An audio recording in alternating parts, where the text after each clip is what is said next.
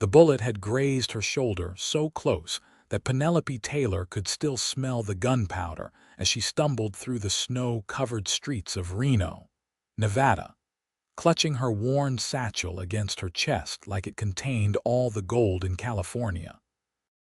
It was December 1876, and winter had descended on the small mining town with a vengeance that reminded folks why the Sierra Nevada mountains commanded respect. Penelope had been working as a seamstress for nearly 3 years now, ever since she had arrived on the Central Pacific Railroad with nothing but the clothes on her back and a determination to never depend on another soul for her survival. She had learned early that people left, people disappointed, and people forgot about you the moment you needed them most. The attempted robbery had shaken her more than she cared to admit. She had been closing up the dress shop where she worked when 2 men had tried to take the week's earnings. Penelope had fought back, managing to escape through the back door, but not before one of them had fired a shot that came far too close for comfort.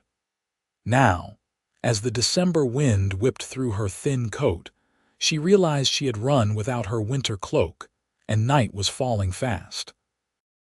Her boarding house was on the other side of town, a good 20-minute walk in weather like this.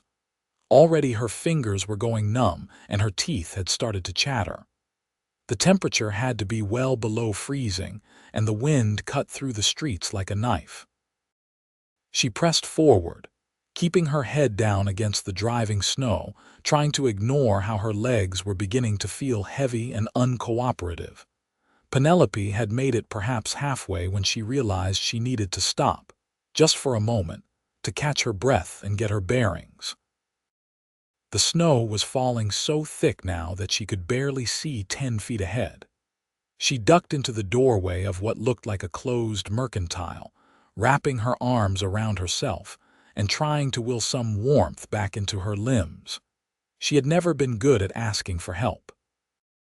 Growing up in an orphanage in San Francisco had taught her that much. The matrons had been cruel. The other children had been competitors for scraps of attention and extra portions of food. And by the time she was 16, Penelope had learned that the only person she could truly count on was herself. When she turned 18, she had left that place behind and never looked once at the rear view. The wind howled around the corner of the building, and Penelope knew she could not stay here much longer. She would freeze to death in this doorway if she did not keep moving. With a deep breath that burned her lungs, she pushed herself back out into the storm. She had taken maybe 10 more steps when her foot caught on something buried beneath the snow. Penelope went down hard, her hands plunging into the freezing white powder as she tried to catch herself. The satchel went flying, landing several feet away. For a moment, she just knelt there in the snow, fighting back tears of frustration and exhaustion, and a loneliness so profound it made her chest ache. That was when she heard the door open behind her. Penelope scrambled to her feet, spinning around, her heart pounding as she remembered the 2 men who had tried to rob her. But the figure that emerged from the building was not one of her attackers. In fact, she had never seen this man before in her life, and she would have remembered if she had. He stood well over 6 feet tall, with shoulders so broad they nearly filled the doorframe.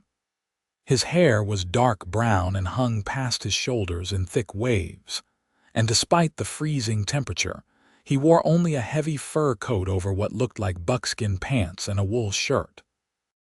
But it was his face that caught her attention, all sharp angles and a strong jaw covered in several days' worth of beard growth.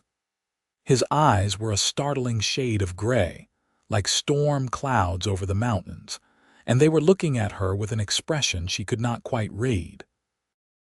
"You are going to freeze to death out here," he said, his voice a deep rumble that somehow carried over the wind. Penelope straightened her spine, trying to ignore how badly she was shaking. "I am fine. I just slipped."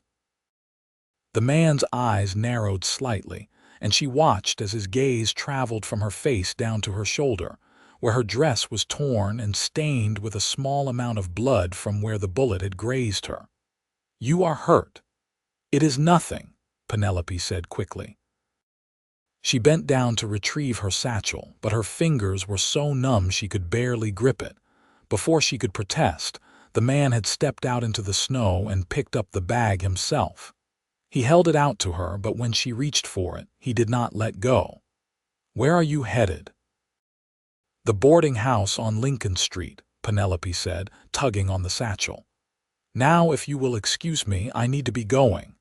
Lincoln Street is half a mile from here, and this storm is only getting worse," the man said. He still had not released her bag. "You will not make it." "I have managed just fine for 21 years without anyone's help," Penelope said, her voice coming out sharper than she intended. "I do not need yours now." Something flickered across the man's face, an expression that might have been understanding or maybe just pity. Either way, Penelope did not want it. She gave one final yank on the satchel, and he let it go so suddenly she almost fell backward. "Suit yourself," he said, but he did not move to go back inside. Instead, he just stood there in the snow, watching her as she turned and tried to continue down the street. Penelope had made it maybe 20 feet before her legs gave out again. This time she did not fall, but she had to stop and lean against the wall of a building, gasping for breath. The cold had seeped so deep into her bones that she felt like she was moving through molasses. Every step took more effort than the last, and the boarding house suddenly seemed impossibly far away. She did not hear him approach, but suddenly he was there beside her, his presence like a wall of warmth in the freezing night. "My name is Everett Vaughn," he said quietly. "I am not going to hurt you, and I am not going to take anything from you. But I am also not going to stand here and watch you freeze to death, because you are too stubborn to accept help." Penelope wanted to argue, wanted to tell him that she did not need his charity or his pity or whatever this was. But her body had other ideas. Another violent shiver ran through her, and she felt her knees start to buckle. Everett caught her before she hit the ground, his arms strong and steady as they wrapped around her waist. "Easy now," he murmured. "I have got you." "I do not need anyone," Penelope heard herself say, but the words came out weak and slurred. "I know," Everett said, and there was something in his voice that made her think he actually understood. "But maybe just for tonight, you could let someone need to help you." Penelope wanted to protest more, but the truth was she could barely keep her eyes open. The cold and the shock and the exhaustion were all catching up with her at once. She felt Everett lift her into his arms like she weighed nothing at all, and then he was carrying her back toward the building he had emerged from. The warmth hit her the moment they crossed the threshold. Penelope gasped, the sudden change in temperature almost painful against her frozen skin. She tried to take in her surroundings, but her vision was swimming. She had a vague impression of a large room with a stone fireplace, rough-hewn furniture, and animal pelts on the walls. Everett carried her straight to the fireplace and set her down gently in a chair that had been pulled close to the flames. "I need to get you out of these wet clothes," he said, already reaching for the buttons on her coat. Penelope's hand shot up to stop him, some ingrained sense of propriety cutting through the fog in her mind. "I can do it myself." Everett held up both hands and stepped back. "All right. There is a blanket on the back of that chair. Get yourself wrapped up, and I will make you something warm to drink." He moved away, giving her privacy, and Penelope fumbled with the buttons of her coat with fingers that felt like they belonged to someone else. It took forever, but she finally managed to shrug out of the wet garment, then her dress, down to her chemise and petticoat. The blanket was thick wool and still warm from the fire. She wrapped it around herself gratefully, finally allowing herself to sink back against the chair and just breathe. When Everett returned a few minutes later, he was carrying a steaming mug. "It is just coffee with a bit of honey," he said, handing it to her carefully. "Nothing fancy, but it will help warm you from the inside." Penelope took the mug, wrapping both hands around it and letting the heat seep into her palms. She took a cautious sip, and the hot liquid seemed to blaze a trail down her throat and into her stomach. It was the most wonderful thing she had ever tasted. "Thank you," she said quietly, the words feeling strange on her tongue. How long had it been since she had genuinely thanked someone for anything? Everett just nodded and settled himself in a chair across from her. Now that she could actually focus, Penelope took a better look at him. He was even more imposing sitting down, all broad shoulders and muscled arms that strained against the fabric of his shirt. His hair was drying in the warmth of the fire, falling in thick waves around his face. There was something wild about him, something untamed that made her think of the mountains themselves. "Are you a trapper?" she asked, more to break the silence than out of any real curiosity. "Used to be," Everett said. "These days I mostly guide hunting parties up into the mountains. Some prospecting when the mood strikes. I keep a room here in Reno during the winter months, but I spend most of my time in the high country." That explained the furs and the buckskin and the general air of someone more comfortable with wilderness than civilization. Penelope took another sip of coffee, feeling some of her strength starting to return. "And you happen to be here tonight?" "I had just gotten back from a 2-week trip," Everett said. "Was about to turn in for the night when I heard someone fall right outside my door." Penelope felt her cheeks flush with embarrassment. "I am sorry to have disturbed you." "Do not be," Everett said, his gray eyes fixed on her face. "I am glad I was here." There was something in the way he said it that made Penelope's heart do a strange little skip. She pushed the feeling away firmly. She did not have room in her life for complications like attraction or whatever foolish notion her tired mind was trying to conjure up. "Your shoulder," Everett said, gesturing toward the torn and bloodied fabric of her chemise that was visible above the blanket. "What happened?" Penelope's hand went automatically to the wound, which had stopped bleeding but still stung. "There was an attempted robbery at the dress shop where I work. I got away, but not before one of them fired a shot." Everett's expression darkened. "Did you report it to the sheriff?" "Not yet," Penelope admitted. "I just wanted to get home." "That needs to be cleaned and bandaged," Everett said, standing up. "I have medical supplies. Will you let me take a look?" Every instinct Penelope had was screaming at her to refuse, to maintain her independence, to not let herself need anything from this man or anyone else. But the wound did hurt, and she had no supplies of her own, and the truth was she was just so tired of always having to do everything alone. "All right," she said quietly. Everett retrieved a small wooden box from a shelf and brought it back to the fire. He pulled his chair closer to hers and opened the box, revealing clean bandages, a bottle of whiskey, and various other supplies. "This is going to sting," he warned, pouring some of the whiskey onto a clean cloth. Penelope braced herself, but when the alcohol touched the raw wound, she could not suppress a sharp hiss of pain. Everett's hand immediately went to her uninjured shoulder, steady and reassuring. "I know. I am sorry. Just breathe through it." She focused on his voice, low and calm, as he carefully cleaned the wound. His hands were gentle despite their size, and he worked with the practiced efficiency of someone who had done this before. "You have dealt with injuries like this often?" she asked, trying to distract herself from the burning sensation. "Often enough," Everett said. "When you spend as much time in the wilderness as I do, you learn to patch yourself up. Bear claws, wolf bites, falls from cliffs. A bullet graze is relatively straightforward." Penelope found herself curious despite the pain. "You have been attacked by a bear, twice," Everett said, a hint of dry humor in his voice. "Both times were my own fault for not being careful enough. The bears were just defending their territory." He finished cleaning the wound and began wrapping it with clean bandages, his fingers sure and steady.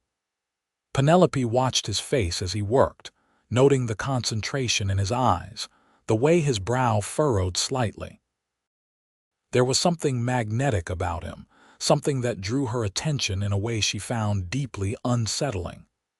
"There," Everett said, securing the bandage with a knot. "That should hold. You will want to keep it clean and change the dressing every day. If it starts to look infected, you need to see a doctor immediately." "I will," Penelope said. "Thank you."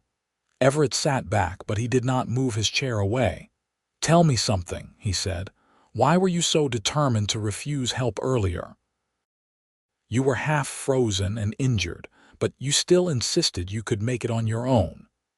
Penelope looked down at the mug in her hands, watching the steam rise from the dark liquid. "Because I have learned that the only person I can truly rely on is myself." "That is a hard lesson," Everett said quietly. "It is an honest one," Penelope replied. She looked up at him, meeting his gray eyes directly. "People leave. They disappoint you. They forget about you the moment it is inconvenient to remember. I learned a long time ago that expecting anything different is just setting yourself up for heartbreak." Everett was quiet for a long moment. When he spoke, his voice was soft. "Someone must have hurt you badly to make you believe that." Penelope felt something twist in her chest, a old pain she usually kept locked away. "Not someone. Everyone. I grew up in an orphanage in San Francisco. The matrons did not care about us beyond making sure we did not die on their watch. The other children were just trying to survive. I aged out at 18 and came to Reno to start over. I have been on my own ever since." "That is 3 years," Everett said. 3 years with no one." "I have acquaintances," Penelope said defensively. "People I work with, but friends, family, no, I do not need those things." "Everyone needs those things," Everett said gently. Penelope shook her head. "Needing people just makes you vulnerable. It gives them power over you. I would rather be alone than give anyone that kind of power again." Everett leaned forward, resting his forearms on his knees. "You know what I think? I think you are one of the bravest people I have ever met. It takes real courage to survive what you have survived and still keep moving forward. But I also think maybe you have confused being strong with being alone." Penelope felt tears prick at her eyes and she blinked them back angrily. "You do not know me." "No," Everett agreed, "but I would like to." The words hung in the air between them, heavy with implication. Penelope did not know what to say. This man, this stranger, had shown her more kindness in one evening than she had experienced in years. He had waited for her to trust him, had not pushed or demanded, had simply offered help and accepted her refusal with grace. And now he was sitting here in the firelight, looking at her like she was something precious instead of broken. "Why?" she finally asked. "Why do you care?" Everett was quiet for a moment, his eyes searching her face. "I spent 10 years in the mountains after my family died. Cholera epidemic back in '66. My parents, my 2 younger brothers, all gone within a week. I was 21 years old and I thought if I just went far enough into the wilderness, I could outrun the pain." Penelope's chest tightened. "I am sorry." "Me too," Everett said. "But here is what I learned up there in the high country. Being alone and being lonely are not the same thing. I needed that time by myself to heal, to figure out who I was without my family. But eventually I realized that healing does not mean cutting yourself off from ever caring about anyone again. It just means learning to carry the pain while still letting yourself feel joy." "That sounds difficult," Penelope said softly. "It is," Everett admitted. "But I think maybe it is worth it." The fire crackled and popped, filling the silence. Outside, the wind continued to howl, but inside the small room felt like a bubble separate from the rest of the world. Penelope found herself wanting to stay in this moment, to not go back out into the cold reality of her solitary life. "The storm is not going to let up any time soon," Everett said, as if reading her thoughts. "You should stay here tonight. I will sleep in the chair. You can have the bed." Penelope knew she should protest, should insist on trying to make it back to her boarding house despite the weather. But the warmth and the coffee and Everett's steady presence had worked together to break down her usual defenses.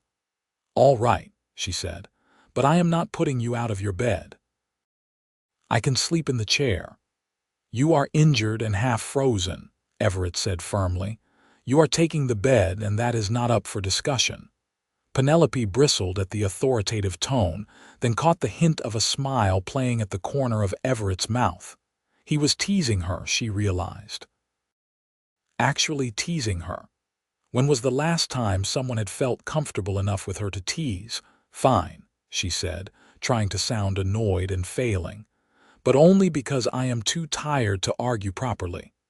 Everett's smile widened into something genuine and warm. "I will take my victories where I can get them." He stood and crossed to a chest against the wall, pulling out what looked like a man's wool shirt and a pair of thick socks. "These will be too big, but they are clean and dry, better than sleeping in wet clothes." Penelope took the offered garments, her fingers brushing against his as she did. The brief contact sent a spark of something up her arm, and she pulled back quickly. "Thank you." Everett gestured toward a curtain that divided off one section of the room. "You can change behind there. I will keep the fire going and make sure we have enough wood to last the night." Penelope slipped behind the curtain and stripped off her damp petticoat and chemise. The wool shirt hung almost to her knees and smelled faintly of pine and smoke, and something else that was distinctly Everett. She pulled on the socks, which came almost to her knees, and wrapped the blanket around herself again before emerging. The bed was in the corner, a simple frame with a thick mattress and several heavy quilts piled on top. Penelope had never seen anything so inviting in her life. She climbed in carefully, her injured shoulder protesting slightly, and pulled the quilts up to her chin. The mattress was surprisingly comfortable, and the sheets smelled clean and fresh. Everett was adding another log to the fire, his back to her. The flames cast his shadow large across the wall, emphasizing his broad shoulders and strong arms.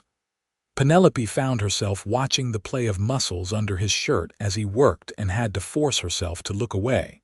When he turned around, he caught her looking. Something passed between them, a moment of connection that made Penelope's breath catch. Then Everett broke eye contact and settled himself in the chair, pulling another blanket over his legs. "Try to get some sleep," he said. "You have been through a lot today." Penelope wanted to say something, to somehow express the tangle of emotions churning in her chest, but the words would not come. So instead, she just nodded and closed her eyes, listening to the crackle of the fire and the sound of Everett's breathing. Sleep came faster than she expected, pulling her under into dreams of gray eyes and warm hands, and the feeling of being carried through a snowstorm by someone strong enough to weather any cold. When Penelope woke, pale morning light was filtering through the window, and the smell of coffee and frying bacon filled the room. She sat up slowly, her shoulder aching but not as badly as she had expected. The fire had been built back up, and she could see Everett at a small stove in the corner cooking breakfast. He must have heard her move because he turned around, offering her a small smile. "Morning. How are you feeling?" "Sore," Penelope admitted. "But better. Thank you for letting me stay." "Any time," Everett said, and the simple sincerity in his voice made her chest feel tight. She climbed out of bed, still wrapped in the blanket, and padded over to where her dress was hanging by the fire. It was dry now, though the tear in the shoulder and the bloodstains remained. I should probably get back to my boarding house. My landlady will be wondering where I am. The storm stopped a few hours ago, Everett said, but there is a good 2 feet of snow on the ground. I will walk you home after you have eaten something. Penelope wanted to refuse, to assert her independence, but her stomach chose that moment to growl loudly. Everett's smile widened. I will take that as agreement. They ate breakfast together at a small table, and Penelope found herself studying him in the morning light. His hair was tied back today, revealing more of his face, and she could see a thin scar running along his jaw. His hands were calloused and strong, the hands of someone who worked hard for a living. Everything about him spoke of capability and strength, but there was gentleness there too, in the way he had cared for her wound and made sure she was warm. Tell me about your work, Everett said, breaking the comfortable silence. You said you are a seamstress. I work at Rose's dress shop on Main Street, Penelope said. Mostly alterations and simple repairs, though occasionally I get to work on something more elaborate. I have been saving money, hoping eventually to open my own shop. That is a good dream, Everett said. How long until you have enough saved? Penelope hesitated, then admitted, at my current rate, maybe 5 more years. But last night's attempted robbery was the week's earnings from the shop. If Rose decides she cannot keep me on after this, it could set me back significantly. Everett frowned. She would fire you for being attacked. That makes no sense. The shop cannot afford losses, Penelope said with a shrug. And insurance does not cover everything. I understand if she needs someone more reliable. You are not unreliable for being a victim of a crime, Everett said, an edge of anger in his voice. Do not let anyone tell you otherwise. His defense of her, fierce and immediate, stirred something warm in Penelope's chest. She was not used to anyone taking her side, not used to anyone caring enough to be angry on her behalf. They finished breakfast, and Penelope changed back into her dress, though Everett insisted she borrow his heavy coat for the walk. It was enormous on her, hanging past her knees, but it was warm and smelled like him, and Penelope found she did not mind it at all. The town looked completely different covered in snow.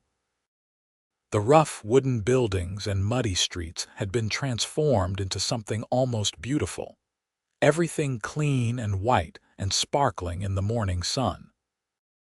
Penelope's boarding house was, as she had said, about half a mile away, and they walked in comfortable silence, Everett shortening his long stride to match hers. As they turned onto Lincoln Street, Penelope found herself slowing down, not quite ready for this strange interlude to end. Everett seemed to sense her reluctance because he slowed as well, not pushing. I should check on you tomorrow, he said. Make sure that wound is healing properly. Penelope knew she should refuse, should maintain the walls she had so carefully built around herself. But something about Everett made her want to be brave in a different way, to try something she had never tried before. I would like that, she said softly. Everett's face lit up with a smile that transformed his entire countenance, making him look younger and almost boyish despite his size. What time do you finish work? 5 o'clock usually, Penelope said. I will be there at 5, Everett promised. They had reached the boarding house, and Penelope reluctantly shrugged out of his coat and handed it back. Thank you for everything. Everett took the coat, but his eyes never left her face. Penelope, he said, and the sound of her name in his deep voice did strange things to her heartbeat. I meant what I said last night. I would like to get to know you better, if you would like that too. Penelope looked at this man, this unexpected presence who had appeared in her life like a force of nature. Every logical part of her brain was screaming warnings about getting close to people, about the inevitable pain of loss and disappointment. But there was a quieter voice beneath all that noise, a voice that whispered about possibility and hope and the chance to be something other than alone. "I would like that too," she said, and felt something that might have been fear or excitement or both flutter in her chest. Everett's smile was like the sun breaking through clouds. "Then I will see you at 5 o'clock." Penelope watched him walk away, his broad figure moving easily through the snow-covered street. She stood there until he turned a corner and disappeared from view, then slowly climbed the steps to the boarding house. Mrs. Henderson, her landlady, was waiting in the front parlor and immediately descended on Penelope with a flurry of questions about where she had been all night. Penelope gave her a brief explanation about the storm and being unable to make it home, carefully omitting any mention of Everett. Mrs. Henderson was not satisfied, but she eventually let Penelope escape to her small room on the second floor. Once alone, Penelope collapsed onto her narrow bed and stared at the ceiling. What was she doing? She had spent 3 years in Reno carefully maintaining her distance from everyone, building a life that was safe and predictable if lonely. And now, after one night, she was ready to upend all of that for a man she barely knew. But the truth was, something had shifted inside her last night. When Everett had caught her in the snow, when he had carried her to safety without demanding anything in return, when he had shared his own story of loss and healing, he had cracked something open in her chest that she had thought was sealed shut forever. Penelope spent the rest of the day in a strange state of anticipation and anxiety. She changed the bandage on her shoulder as Everett had instructed, pleased to see that the wound looked clean with no signs of infection. She mended the tear in her dress as best she could and tried to scrub out the bloodstains. And she thought about Everett, about his gray eyes and strong hands and the way he had looked at her like she was brave instead of broken. The next day, Penelope arrived at the dress shop early, her stomach twisted in knots as she prepared to face Rose. Her employer was a practical woman in her mid-40s who had built her business through hard work and careful management. When Penelope explained what had happened, she braced herself for anger or dismissal. Instead, Rose's face went pale with concern. "Good Lord, Penelope, are you all right? Were you badly hurt?" "Just a graze," Penelope said, surprised by the genuine worry in Rose's voice. "But the money from the register is gone. I am so sorry, Rose. I tried to stop them." Rose waved a hand dismissively. "Money can be replaced, you cannot. Did you report this to the sheriff?" "Not yet," Penelope admitted. "I will go after work today." "You will go right now," Rose said firmly. "I will mind the shop. And Penelope, I am glad you are safe. You have been a good worker and a good person. Do not think for a moment I would blame you for this." Penelope felt tears sting her eyes for the second time in 2 days. She blinked them back and nodded. "Thank you, Rose." The sheriff's office was 2 blocks away, and Penelope gave her statement to Sheriff Coleman, a grizzled man in his 50s who had seen his share of crime in Reno. He took down her description of the 2 men and promised to keep an eye out, though he warned her that with no witnesses and no good look at their faces, it would be difficult to make arrests. Penelope returned to the shop and threw herself into work, trying to keep her mind off the approaching evening. But as 5 o'clock drew closer, her heart started beating faster, and she found herself watching the window, looking for a tall figure with long dark hair. At 5 o'clock exactly, Everett appeared. He was wearing clean clothes and had tied his hair back, and when he saw Penelope through the window, his whole face brightened. She grabbed her cloak and met him outside, suddenly feeling shy. "How was your day?" Everett asked as they started walking. "Surprisingly good," Penelope said. My employer was very understanding about the robbery. I was worried she would let me go. Of course she was understanding, Everett said. Like I said, you did nothing wrong. They walked to a small restaurant that served hearty frontier fare, and over plates of beef stew and fresh bread, they talked. Everett told her about his life in the mountains, about tracking elk through snow-covered forests and sleeping under stars so bright they seemed close enough to touch. Penelope told him about her dreams of opening her own dress shop, about the designs she sketched in her spare time, and the kind of business she wanted to build. I want it to be a place where women of all stations can come, she said, warming to her subject. Not just the wealthy ladies who can afford fancy imported fabrics. I want to make beautiful things affordable so that a miner's wife can feel just as lovely as a banker's wife. Everett listened with genuine interest, asking questions and encouraging her to elaborate. It was intoxicating, having someone care about her thoughts and dreams.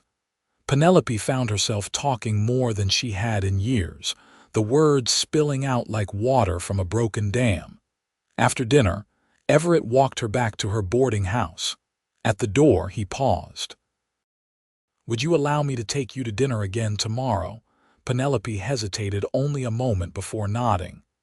"Yes, I would like that." "Good," Everett said, and the simple pleasure in his voice made her smile. That became their pattern over the next 2 weeks. Every day at 5 o'clock, Everett would be waiting outside the dress shop. Some days they would have dinner at the restaurant. Other days they would just walk through the snowy streets, talking about everything and nothing. Everett told her about his childhood on a farm in Missouri, about learning to trap and hunt from his father, about the dreams he had before the cholera took everything away. Penelope shared more about her own past, the words coming easier each time, the pain of those memories softened somehow by Everett's quiet understanding. On the 15th day, Everett showed up at 5 o'clock as usual, but this time he was carrying a large bundle wrapped in brown paper. Penelope looked at it curiously as they started their evening walk. "I made you something," Everett said, and there was a hint of uncertainty in his voice that she had never heard before. "I hope you will not think it is too forward." He handed her the bundle, and Penelope unwrapped it carefully. Inside was the most beautiful fur-lined cloak she had ever seen.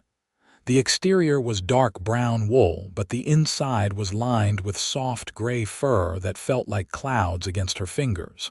"Everett," she breathed, "this is too much." "I made it from pelts I had left over from last winter," Everett said quickly. "The fur is rabbit, which is warm but not too heavy. I just kept thinking about how you almost froze that first night because you did not have a proper winter coat, and I wanted to make sure that never happened again." Penelope ran her hands over the exquisite craftsmanship, noting the small, precise stitches and the careful way the pieces had been fitted together. "You made this yourself." "I have made all my own gear for years," Everett said with a shrug. "When you live alone in the mountains, you learn to do everything yourself. But I have never made anything for someone else before. I hope it fits." Penelope slipped off her old, thin cloak and let Everett help her into the new one. It fit perfectly, warm and comfortable, and somehow making her feel cherished in a way she had never experienced. She turned to face him, and whatever he saw in her expression made him smile. "It looks good on you," he said softly. "Thank you," Penelope said, and then, because words seemed inadequate, she stood on her toes and kissed his cheek.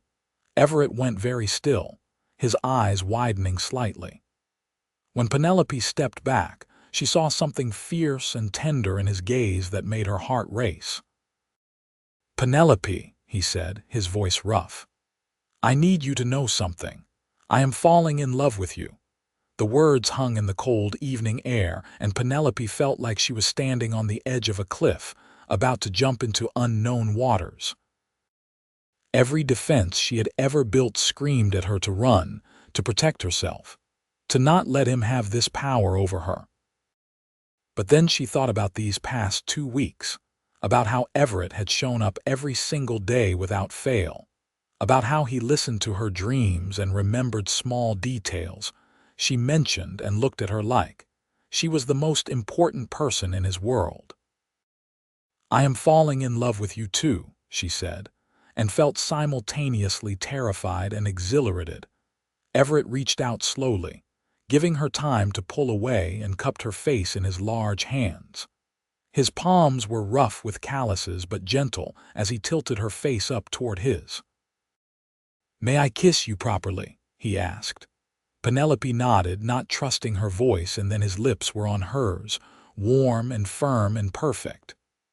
The kiss was tender at first, almost reverent, but when Penelope pressed closer, Everett's arms came around her, pulling her against the solid warmth of his chest. She felt safe and desired and precious all at once, feeling so new and overwhelming that tears pricked at her eyes. When they finally broke apart, both breathing hard, Everett rested his forehead against hers. "I have been wanting to do that since the first night I met you," he admitted. "Why did you wait so long?" Penelope asked, trying to catch her breath. "Because you needed time," Everett said simply. "You needed to learn that I would keep showing up, that I meant what I said about wanting to know you. I needed you to trust me." And Penelope realized with a jolt that she did trust him. Somewhere over the past 2 weeks, without her really noticing, Everett had become the person she looked forward to seeing every day. He had become important to her in a way that should have terrified her, but instead just felt right. "What happens now?" she asked quietly. Everett pulled back slightly so he could meet her eyes. "That depends on what you want. I am not a wealthy man, Penelope. I do not have a fancy house or a stable income. Most of the year I am gone up in the mountains, guiding hunting parties or trapping. But I am good at what I do, and I make enough to live on. And I would count myself the luckiest man alive if you would consider building a life with me." Penelope's heart was pounding so hard she thought it might burst from her chest. A life with Everett, waking up next to him every morning, going to sleep in his arms every night, having someone who would be there, who would wait for her, who would choose her again and again. It was everything she had never let herself want, and now here it was, being offered to her by a man with gray eyes and strong hands and a heart big enough to hold all her broken pieces. "I would like that," she said, "but I have conditions." Everett's lips quirked. "Of course you do, name them." "I want to keep working," Penelope said. "I want to save enough to open my dress shop. I need to know I can support myself, that I am not dependent on anyone." "Agreed," Everett said without hesitation. "I would never ask you to give up your dreams. And when you go into the mountains, I want to know when you are leaving and when you will be back," Penelope continued. "I need to know you are not just disappearing on me." "I will always tell you where I am going and when I will return," Everett promised. "And Penelope, I will always come back." "That is a promise." Penelope believed him, against all odds and contrary to every lesson she had learned in her lonely life. She believed this man would keep his promises. "Then yes," she said, "I want to build a life with you." Everett's smile was brilliant, and he swept her up in his arms, spinning her around in the snowy street. Penelope laughed, a sound of pure joy that felt foreign in her own throat, and clung to his shoulders. When he set her down, he kissed her again, deeper this time, and Penelope let herself sink into it, let herself feel all the emotions she had kept locked away for so long. They spent Christmas together, just the two of them in Everett's room, cooking a simple meal and exchanging small gifts. Penelope gave him a new shirt she had sewn, with careful stitching and mother-of-pearl buttons. Everett gave her a set of fine sewing needles he had ordered from San Francisco, and a journal bound in soft leather where she could sketch her dress designs. As the new year of 1877 arrived, Penelope found herself thinking about the changes one year could bring. 12 months ago, she had been alone, convinced that was how she would always be. Now she was curled up in Everett's arms by the fire, listening to him talk about his plans for the spring hunting season, feeling more content than she had ever thought possible. "I will need to leave in March," Everett said, his fingers tracing lazy patterns on her back. "There is a wealthy family from St. Louis who want a guided elk hunt. It will be about 6 weeks." Penelope felt a flutter of anxiety in her chest but pushed it down. "Where will you be?" "Up near Lake Tahoe in the high country," Everett said. "I will write to you every chance I get, and I will be back by the 1st of May. I promise." "I know," Penelope said, and realized she meant it. February passed in a blur of work and time spent together. Rose had given Penelope more responsibility at the shop, including working with customers on custom orders, and Penelope threw herself into the work with renewed energy. She was saving more money now that she and Everett shared meals, and he refused to let her pay for anything, though they had argued about that more than once. "I am courting you," Everett had said firmly during one such argument, "and that means I pay for dinners. It is traditional." "Tradition is just peer pressure from dead people," Penelope had shot back, making him laugh. They had compromised, with Penelope cooking dinner for them twice a week in the small kitchen at Everett's rented room, using ingredients she purchased herself. It was not perfect, but it let her feel like she was contributing, which was important to her sense of independence. As March approached, Penelope tried to prepare herself for Everett's absence. She told herself it was only 6 weeks, that he would be back before she knew it, that she could manage alone because she had been managing alone for years. But the truth was, she had gotten used to seeing him every day, to having him to talk to and laugh with and kiss goodnight. The thought of 6 weeks without that felt impossibly long. The night before Everett was set to leave, they had dinner at the restaurant, and Penelope tried to memorize everything about him. The way candlelight caught in his gray eyes, the sound of his deep laugh, the feeling of his hand wrapped around hers on the table. "I am going to miss you," she said quietly. "I am going to miss you too," Everett said. "But Penelope, I need you to understand something. 6 weeks, 6 months, 6 years, it does not matter. I will always come back to you. You are home for me now." Penelope felt tears prick at her eyes. What if something happens? What if there is an accident in the mountains, or the weather turns bad, or then I will fight my way back to you, Everett interrupted gently. "I survived 10 years alone in the wilderness before I met you. Nothing is going to stop me from getting back to the woman I love." "You have never said that before," Penelope whispered. "That you love me." "I love you," Everett said, clear and firm. "I have loved you since that first night when you fell in the snow and still tried to tell me you did not need help. I love your strength and your stubbornness and your dreams and the way you laugh when you forget to be guarded. I love every part of you, Penelope Taylor, and I am going to keep loving you for the rest of my life." The tears spilled over, running down Penelope's cheeks. "I love you too," she said. "I did not think I could love anyone, but I love you so much it scares me." "Then be scared with me," Everett said. "Because I am terrified too. I am terrified something will happen to you while I am gone, or that you will realize you do not need me after all, or that I will somehow mess this up. But I am more terrified of living without you than I am of anything else." That night, Penelope did not go back to her boarding house. She stayed with Everett, and though they did not cross certain lines that propriety demanded remain uncrossed until marriage, she fell asleep in his arms, feeling safer than she had ever felt in her life. When dawn came, Everett had already packed his gear. He was taking 2 horses, one to ride and one to carry supplies, and would meet his clients in a town 50 miles north. He walked Penelope back to her boarding house in the early morning light, neither of them wanting to let go. At the door, Everett pulled her close and kissed her with an intensity that made her toes curl. 6 weeks, he said against her lips. I will be back in 6 weeks. I will be waiting, Penelope promised. She watched him walk away, leading his horses down the snowy street until he disappeared from view. Then she went inside and cried for the first time in 3 years, not from sadness but from the overwhelming realization that she had someone worth crying over, someone she would miss, someone who mattered. The first week was the hardest.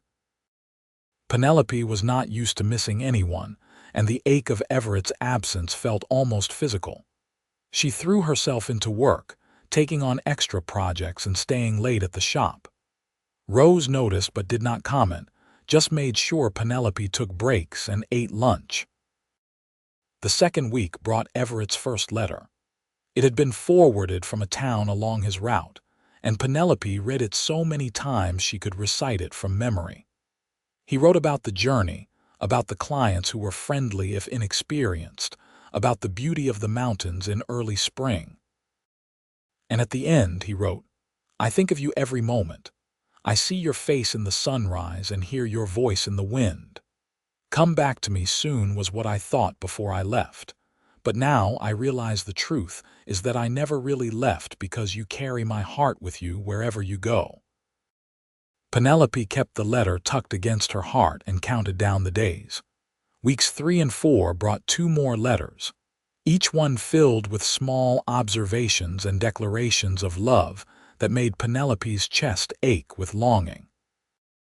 She wrote back faithfully, telling him about her days at the shop, about the new designs she was working on, about how much she missed him, and how she could not wait for him to come home. Week 5 arrived with no letter, and Penelope tried not to worry. Mail was unreliable in the wilderness. He was probably just somewhere too remote to send correspondence. But as the days passed with no word, anxiety began to gnaw at her. By the start of week 6, Penelope was having trouble sleeping. She told herself Everett knew what he was doing, that he had survived years alone in the mountains, that he would be fine. But her mind kept conjuring up terrible scenarios. Bears' attacks, falls from cliffs, accidents with guns or bad weather or any of 100 other dangers that lurked in the wild country. The 1st of May came and went with no sign of Everett. Penelope kept working, kept going through the motions of her daily life, but inside she felt like she was slowly breaking apart. This was why she had never wanted to need anyone. This was why she had built her walls so high. Because needing someone meant they could hurt you just by not being there, could destroy you just by failing to come back. May 2nd passed. Then the 3rd. On the evening of May 4th, a full 3 days after Everett had promised to return, Penelope finally accepted that he was not coming back. Something had happened. He was hurt or lost or dead, and she would never see him again. She would never hear his deep laugh or feel his arms around her or tell him one more time that she loved him. That night, she did not even try to sleep. She just sat by the window of her boarding house room, staring out at the dark street, feeling like she had been hollowed out and filled with stones. The morning of May 5th dawned gray and cold, with rain threatening. Penelope dragged herself to work, moving like a woman underwater. Rose took one look at her face and sat her down in the back room with a cup of tea. "Tell me what is wrong," Rose said gently, so Penelope told her everything. About meeting Everett, about falling in love, about his promise to return, and how he had now been gone 3 days longer than planned with no word. Rose listened quietly, then said, "Men who make their living in the wilderness do not keep perfect schedules, Penelope. Weather changes, clients want to extend trips, 100 things can delay someone. That does not mean he is not coming back. But what if he is hurt? Penelope asked, her voice breaking. What if he needs help and no one knows where to find him? Then worrying about it here will not change anything, Rose said practically. You can only control what you can control, so control your thoughts. Believe he is coming back until you have actual proof otherwise. It was good advice, but Penelope found it almost impossible to follow. She made it through the workday somehow, then walked home through the drizzling rain, too tired to even feel the cold. She was halfway to the boarding house when she heard it, a voice calling her name. A deep, familiar voice she would know anywhere. Penelope spun around and saw him. Everett was standing at the end of the street, soaking wet from the rain, his long hair plastered to his head. He looked exhausted and battered, with a bruise blooming on his cheekbone and a bandage wrapped around his left hand. But he was there. He was real. He had come back. Penelope ran. She picked up her skirts and ran through the rain-slicked street, not caring who saw or what they thought. She crashed into Everett so hard she almost knocked him over, but his arms came around her, strong and sure, holding her tight against his chest. You came back, she sobbed into his shirt. You came back, you came back, you came back. I promised I would, Everett said, his voice rough with emotion. I promised Penelope. She pulled back just enough to look at his face, noting the exhaustion and the injuries. What happened? Why are you so late? I thought you were dead, I know. I am so sorry, Everett said, cupping her face in his hands. One of the clients fell and broke his leg on the second to last day. We had to improvise a litter and carry him out, and it took twice as long as it should have. Then when we finally got to a town with a telegraph, the lines were down from storm damage. I could not get word to you. I just had to keep moving, had to get back here as fast as I could because I knew you would be worried. I was terrified, Penelope admitted. I thought I had lost you. You will never lose me, Everett said fiercely. Penelope, I need to tell you something. The whole way back, all I could think about was you. About how much time we were wasting being apart, about how I did not want to spend another day not being married to you. So I am asking you now, right here in the rain on this muddy street in front of whoever wants to watch. Penelope Taylor, will you marry me? Penelope looked at this man who had kept his promise, who had fought his way back to her despite injury and delay and every obstacle the wilderness could throw at him. This man who loved her enough to propose in the pouring rain because he could not wait another moment to make her his wife. Yes, she said, laughing and crying at the same time. Yes, yes, 1,000 times yes. Everett kissed her right there in the street, a deep, claiming kiss that left no doubt in anyone's mind about his intentions. When they finally broke apart, both breathing hard, Penelope noticed they had attracted a small crowd of onlookers. She did not care. For once in her life, she did not care what anyone else thought. All that mattered was the man in front of her and the future they were going to build together. They were married 3 weeks later in a simple ceremony at the small church on the edge of town. Rose stood up as Penelope's witness, and the sheriff acted as Everett's. Penelope wore a dress she had made herself, pale blue silk with delicate lace at the collar and cuffs. Everett wore new clothes as well, and had trimmed his beard and pulled his hair back in a neat tie. When the minister asked if she took this man to be her lawfully wedded husband, Penelope looked into Everett's gray eyes and said, I do, with absolute certainty. And when Everett slid the simple gold band onto her finger, she felt like the luckiest woman alive.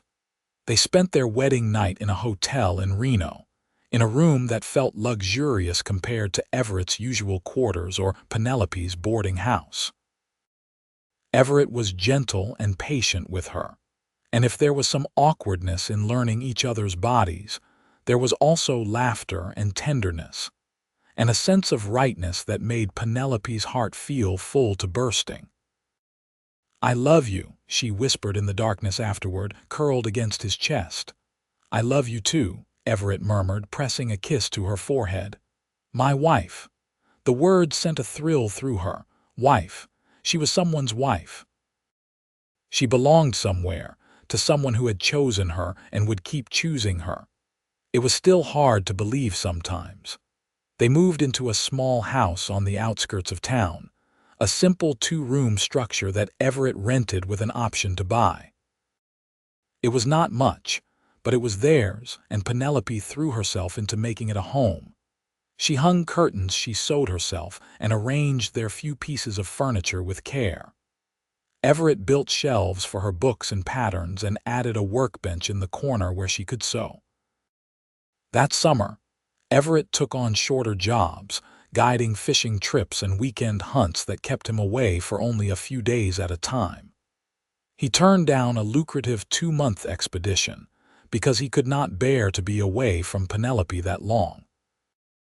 She tried to tell him he should take it, that they needed the money, but Everett just pulled her close and said, "I've gone my whole life without you. I am not spending any more time away than I have to." In August, Penelope discovered she was pregnant. She had suspected for a few weeks, but had not wanted to say anything until she was sure. When she finally told Everett over dinner one evening, he went completely still, his fork halfway to his mouth. "You are certain?" he asked, his voice careful. Penelope nodded. "As certain as I can be without seeing a doctor." Everett set down his fork very deliberately, then pushed back from the table and swept Penelope up into his arms, spinning her around the small kitchen. "We are having a baby," he said, wonder in his voice. "Penelope, we are having a baby." "Are you happy?" Penelope asked, suddenly nervous. They had never discussed children. "Happy?" Everett set her down gently and cupped her face in his hands. "I am beyond happy. I am overwhelmed. I am terrified. I am going to be a father." Tears welled up in Penelope's eyes. "I am terrified too. I have no idea how to be a mother. I never had an example to follow." "Then we will figure it out together," Everett said firmly, "just like we have figured out everything else." They told Rose the next day, and their landlady, Mrs. Henderson, the day after that. Word spread quickly through the small town, and Penelope found herself on the receiving end of advice and well wishes from neighbors she barely knew. It was strange and overwhelming and wonderful all at once. As her belly grew throughout the fall, Penelope continued working at the dress shop, though Rose insisted she take more frequent breaks.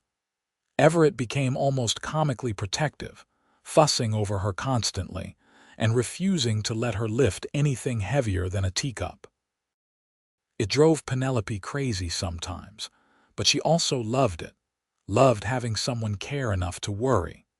The baby was born on a cold February night in 1878, 2 years almost to the day after Penelope had first fallen in the snow outside Everett's door. The labor was long and difficult, and there were moments when Penelope thought she might not survive it. But Everett stayed by her side the entire time, holding her hand and whispering encouragement, and when the midwife finally placed a squalling, red-faced infant in her arms, Penelope felt like her heart might explode with love. "It is a boy," the midwife announced with satisfaction. Everett looked down at his son with an expression of such pure joy and wonder that Penelope started crying all over again. "He is perfect," Everett whispered. They named him James after Everett's father, Jamie for short. He had Everett's gray eyes and a surprising amount of dark hair for a newborn. Penelope had never been good at asking for help, but in those first overwhelming weeks of new motherhood, she learned to accept it. Rose brought meals. Mrs. Henderson helped with laundry. And Everett was there for everything, changing diapers and walking the floor with a fussy baby at 2 in the morning, and telling Penelope she was doing a wonderful job even when she felt like she had no idea what she was doing. "You are a natural," Everett said one night as he watched her nurse Jamie. "I am making it up as I go," Penelope admitted. "That is what being a parent is," Everett said with a smile. "No one really knows what they are doing. We are all just trying our best and hoping we do not mess them up too badly." As Jamie grew from infant to baby to toddler, Penelope continued to work on her dream of opening her own shop. She sewed in the evenings after Jamie went to bed, taking on custom orders and building a reputation for quality work. Everett had saved some money from his guiding work, and combined with what Penelope had put away, they were getting close to having enough for a down payment on a small storefront. In the spring of 1880, with Jamie toddling around their small house and Penelope pregnant with their second child, they finally had enough. The space that became available was perfect, a narrow building on Main Street with large windows and enough room for a workshop in the back. Penelope signed the papers with shaking hands, hardly able to believe this was real. Taylor's dress shop opened in June of 1880. Rose came to the opening, along with what felt like half the town. Penelope stood behind the counter, 7 months pregnant and radiantly happy, while Jamie tugged at her skirts and Everett beamed with pride from across the room. That September, their second child arrived, a daughter they named Clara who had Penelope's auburn hair and Everett's strong will. If Jamie had been an easy baby, Clara was determined to make up for it. She had opinions about everything from the moment she was born, and she was not afraid to share them loudly. "She is going to be a force to be reckoned with," Everett said fondly, holding his screaming daughter while Penelope tried to get a few hours of sleep. "She gets that from you," Penelope mumbled into her pillow. "She gets it from both of us," Everett corrected with a laugh. Running a business while raising 2 small children was exhausting, but Penelope had never been happier. Her shop did well, drawing customers from all over the region. She hired 2 assistants to help with the workload, and slowly but surely, Taylor's dress shop became known as the place to go for quality garments at reasonable prices. Everett continued his guiding work, but he had built up enough of a reputation that he could pick and choose his jobs. He turned down anything that would keep him away for more than 2 weeks, and he always came home when he promised he would. One cold December evening in 1882, Penelope was closing up the shop when she realized it was almost exactly 6 years since the night she had been attacked and had stumbled through the snow, half frozen and alone. 6 years since Everett had opened his door and changed her life forever. She walked home slowly through the familiar streets, now lit with gas lamps, thinking about how much had changed. The frightened, lonely woman who had been so determined to never need anyone felt like a different person. That Penelope had been surviving. This Penelope was living. When she arrived home, the house was warm and bright with lamplight. Everett was in the kitchen making dinner, with Jamie helping by stirring a pot that was nowhere near the stove. Clara was building something elaborate with wooden blocks in the corner, narrating the entire process to herself in a steady stream of 4-year-old logic. Everett looked up as she came in, and his whole face lit up with that smile that still made her heart skip a beat. "There you are." "How was business today?" "Good," Penelope said, hanging up her cloak, the one Everett had made for her all those years ago that she still wore every winter. "Mrs. Chen placed a large order for her daughter's wedding, and I think I might need to hire a 3rd assistant." "That is wonderful," Everett said, pulling her close for a kiss that tasted like the cinnamon he had been adding to whatever he was cooking. Jamie tugged on Penelope's skirt, demanding attention. Clara abandoned her blocks to run over for a hug. And Penelope stood there in the middle of her chaotic, noisy, perfect home, surrounded by the family she had never thought she would have, feeling grateful for every moment that had led her here. That night, after the children were asleep and she and Everett were sitting by the fire, Penelope said, "Do you remember that first night, when I fell in the snow? Every detail," Everett said, pulling her closer against his side. "I remember thinking you were the bravest, most stubborn woman I had ever met." "I was terrified," Penelope admitted, "not just of freezing to death, of you, of what it might mean if I let myself accept your help." "And now?" Everett asked softly. Penelope thought about it, about how far she had come from that frightened girl who thought needing people made you weak. "Now I think accepting help was the bravest thing I have ever done. You taught me that being strong does not mean being alone." "You taught me that too," Everett said. "That there was life after loss, that my heart could heal and love again." They sat in comfortable silence for a while, watching the flames dance in the fireplace. Then Penelope said, "I never thanked you properly." "For what?" "For waiting," Penelope said. "That first night, after I refused your help, you did not go back inside. You stood there in the cold and watched to make sure I made it safely down the street. I realized it later, after I had time to think about it. You were giving me my independence while also making sure I was safe." Everett was quiet for a moment. "I have never told you this, but that was not the first time I watched you from a distance. I had seen you around town before that night. You always walked with your head down, always alone. I wanted to introduce myself, but you seemed so determined to keep the world at arm's length. Then that night, when you fell right outside my door, it felt like fate was giving me a chance." "You waited for me that night," Penelope said, "and you have been waiting for me ever since. Waiting for me to trust you, waiting for me to open up, waiting for me to be ready for everything we have now." "I would have waited forever," Everett said simply.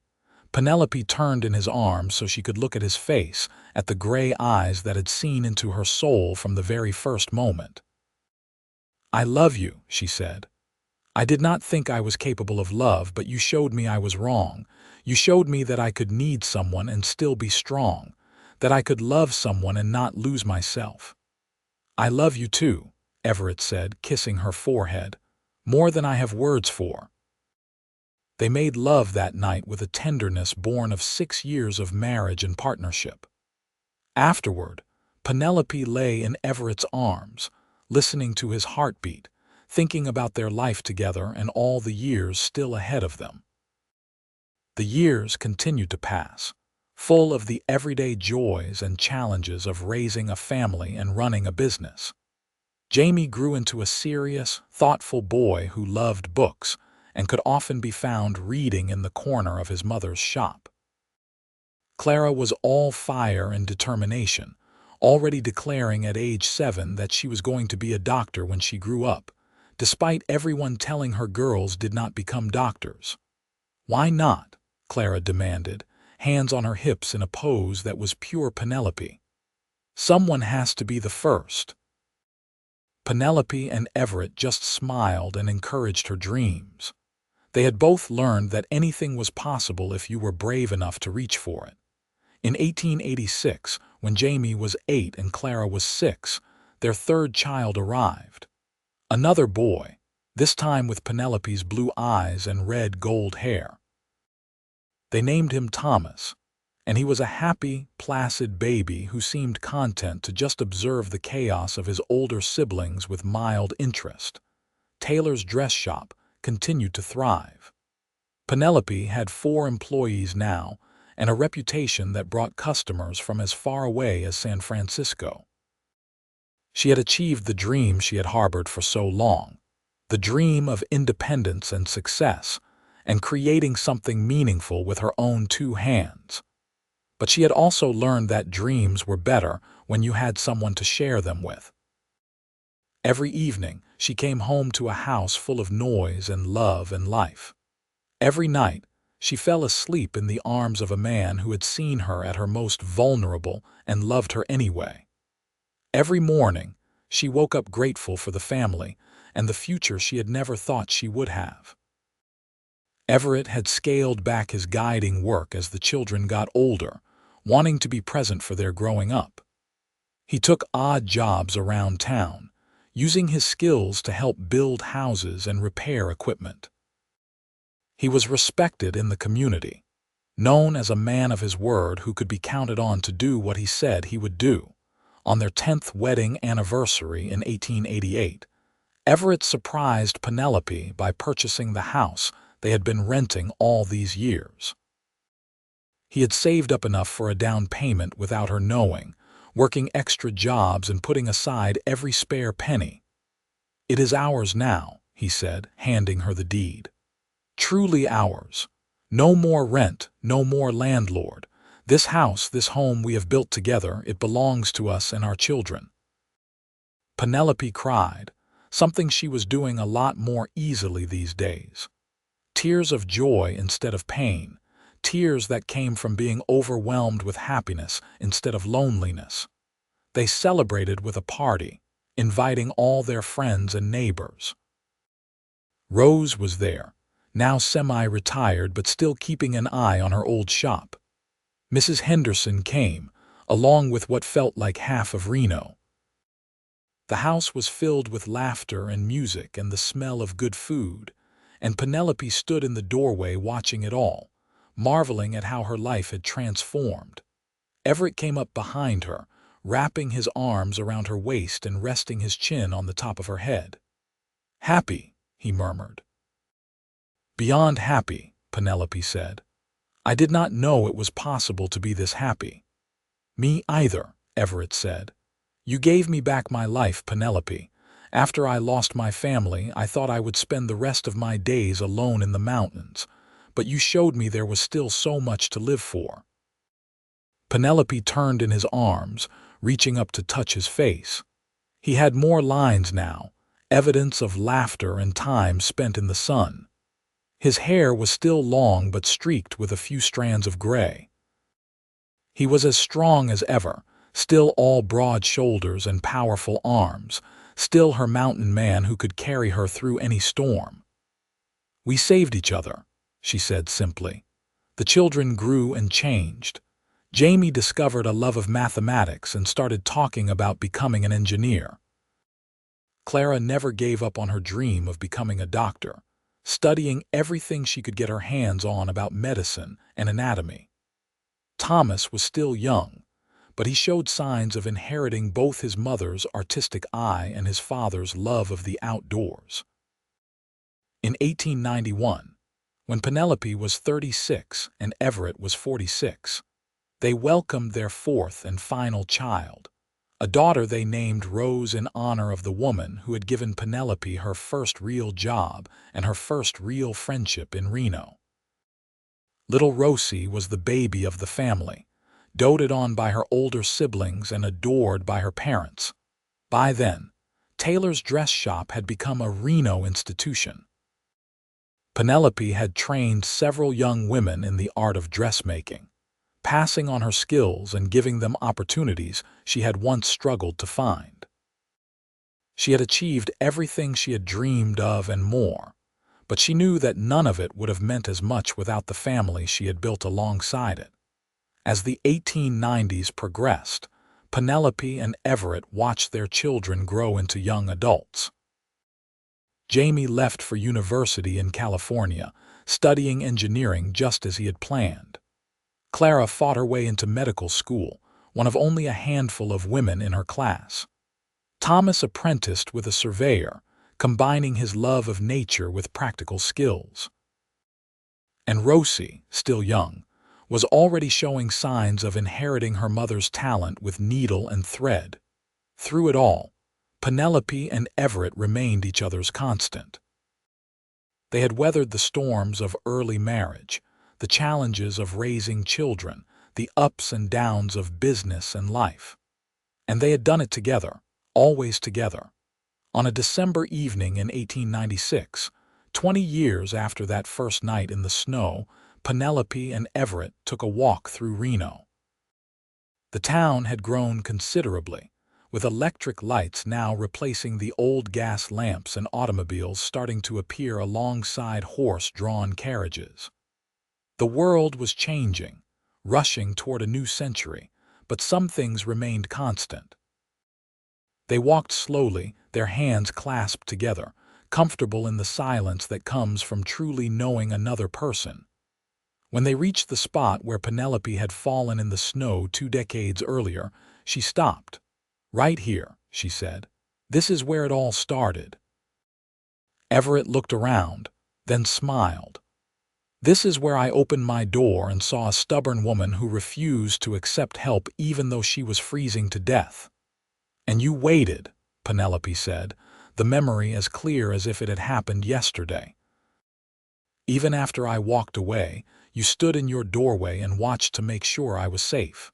I remember looking back and seeing you there, just watching. I think that was the moment I started to fall in love with you, even though I did not realize it at the time." "I would have waited all night if I needed to," Everett said.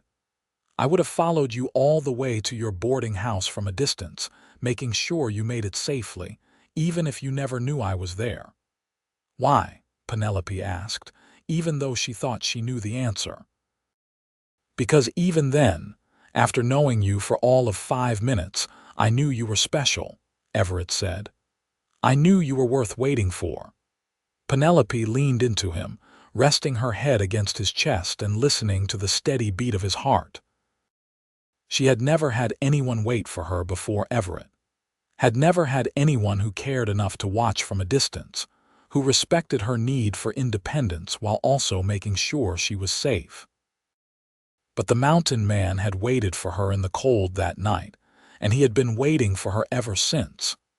Waiting for her to be ready, waiting for her to trust, waiting for her to understand that needing someone did not make her weak. And in the end, he had not just waited for her to come back. He had created a life worth coming back to, a love worth believing in, a future worth building. "Thank you," Penelope said softly. "For what?" "For waiting," she said.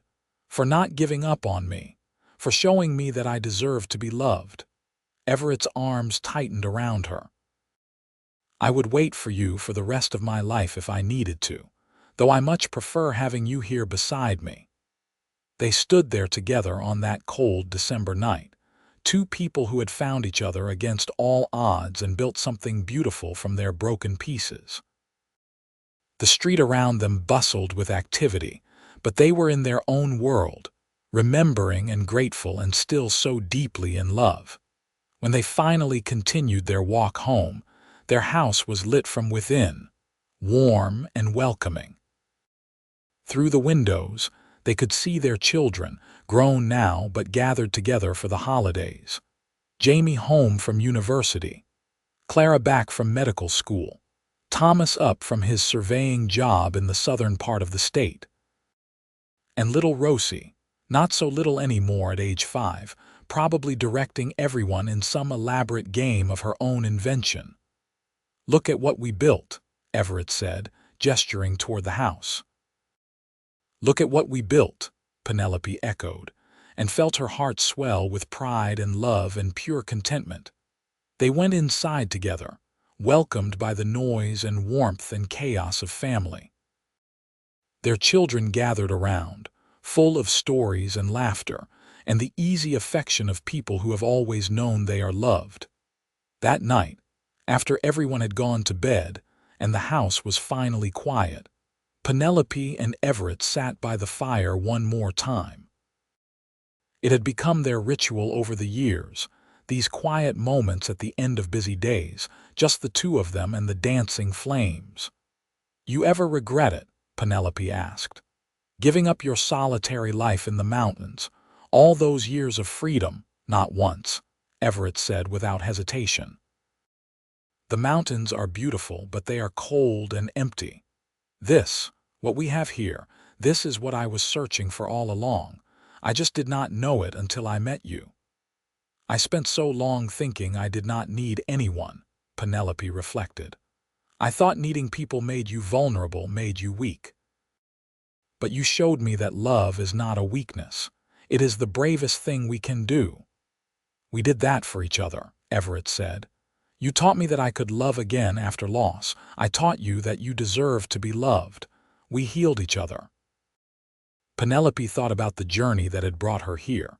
From an orphanage in San Francisco to a small boarding house in Reno to this home filled with love and family.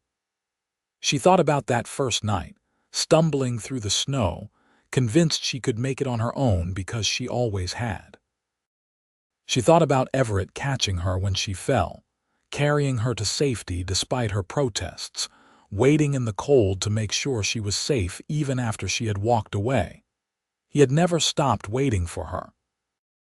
Through her fears and her walls and her stubborn insistence on independence, he had waited. He had waited for her to trust him, to love him, to build a life with him.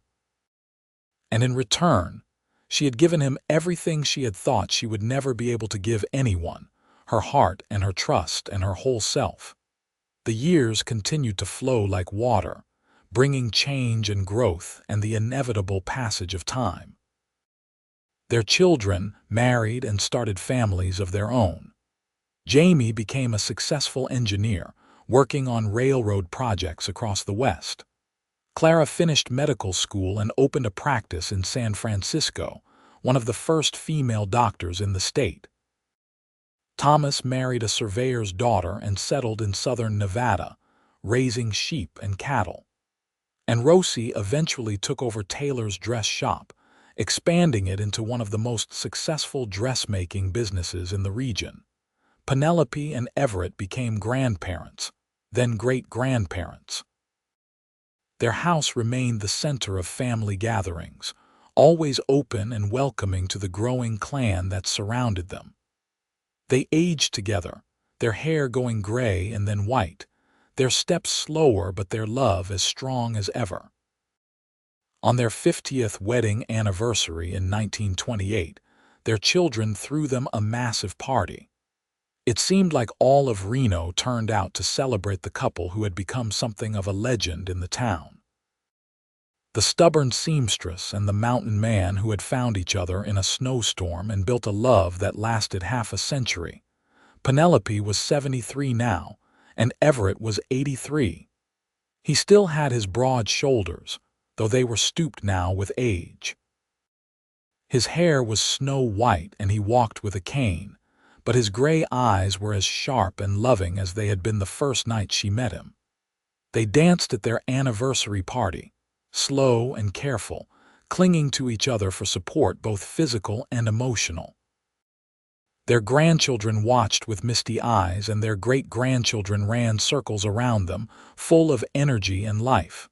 50 years, Penelope said, her voice thin now but still strong. "Can you believe it?"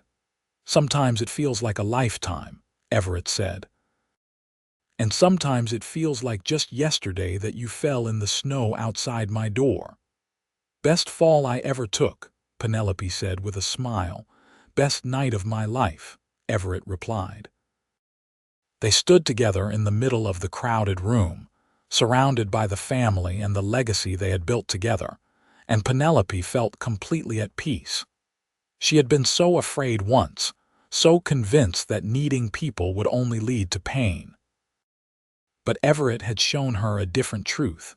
That love was worth the risk. That family was worth the vulnerability. That being part of something larger than yourself was the whole point of living. As the celebration continued around them, Everett leaned down and whispered in her ear, "I would wait for you all over again. Every cold night, every moment of uncertainty, every second of patience. You were worth all of it." Penelope looked up at her husband, this man who had changed her entire life by simply refusing to let her freeze in the snow. "And I would fall at your doorstep all over again," she said. "Every stubborn refusal, every moment of fear, every step toward trusting you.